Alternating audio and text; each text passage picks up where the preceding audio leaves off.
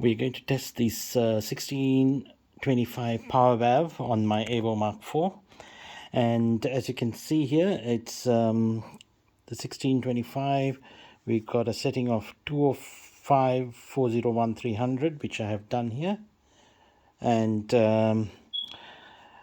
the top cap is A1, which is connected there to there. That's connected, that's an anode, and the heater voltage is 12, which is 10 plus 2 here. That's the heater voltage. That's number 3. And then we have grid voltage of 12.5. So on the plus 10, 0 to 5, I've had 2.5, so 10 plus 2.5 is 12.5, which is correct. And then you got your anode voltage to 400 volts, right? So that top cap is having that voltage, so be very careful. Screen volts 225, sorry, it should be 250, so 250. And the meter should read 83, which means on the 100 scale, on the milliampere range, it should reach here 83 if it's a good one. So I'm going to set this one to 83, which is 100, right? So that is set to 100. And finally the milliamperes, the current per voltage is 6.5, which is 6.5 here on the 1 to 10 scale. 1 to 10, so yeah, 6.5. Right, so we are ready to rock. So let's power it on, making sure that this is on cold. That's there, and 250, 400. Yeah, everything's ready to go. So we switch it on, and the meter is calibrated to there. That's all good. That's working. So normally we would have to move this to calibrate, and that's pretty centered. So now we do the heater test to see if there's a short. Yes, correct, that should be there. Then we go to sequence a cathode grade screen anodes to see if there are any shorts, right? So now the meter should deflect to the left. Yep, that's no short there to the cathode. Now to the grade screen anodes, all clear.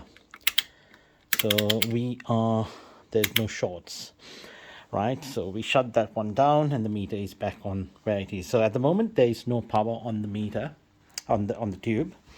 Now what we do is we energize. This is where the test begins, by putting onto the from cold check. It's going to go to give some power to the heater, which means it's going to light up. You can see it's getting red hot there. As you can see, it's getting red hot inside. Right, you can see it. All right, and so we can go. We'll give it a couple of minutes while it's burning. We will go to insulation check between cathode and heater. There's about, not the best, 10 mega ohms, which is not the best, but it does seem to be working. Let's go ahead with the other tests. So we will go ahead with the full test, which is moving this to the test position here. And now we should get 83, and this has got about 75, if you can see. So it's not a bad valve, but well, let's do the transconductance test and see how it is. And we are going to be on 100 and then back off with this to see if we can. This is the course, and this is the fine. Get to 0. So this is we do to make sure that we are going to not damage the meter. So we will go more sensitivity 25, 10, and maybe 2.5. I can try and oops, to be very, very careful with these meters, because you don't burn them out. They are impossible to find, to replace. And there we are, that's zeroed. And now we are going to add the 1 volt grid, 1 volt into the just the meter is backed off, but we're going to add 1 volt into the oops. Okay, we need to get this one correct. We're going to add 1 volt by checking this, and as you can see, the meter's deflected past the good. This tube is also a good one, so 1 millivolt should be there, but it's actually reading quite well. If you want to see what the difference is, it's 6.5, and we can go 7, 8,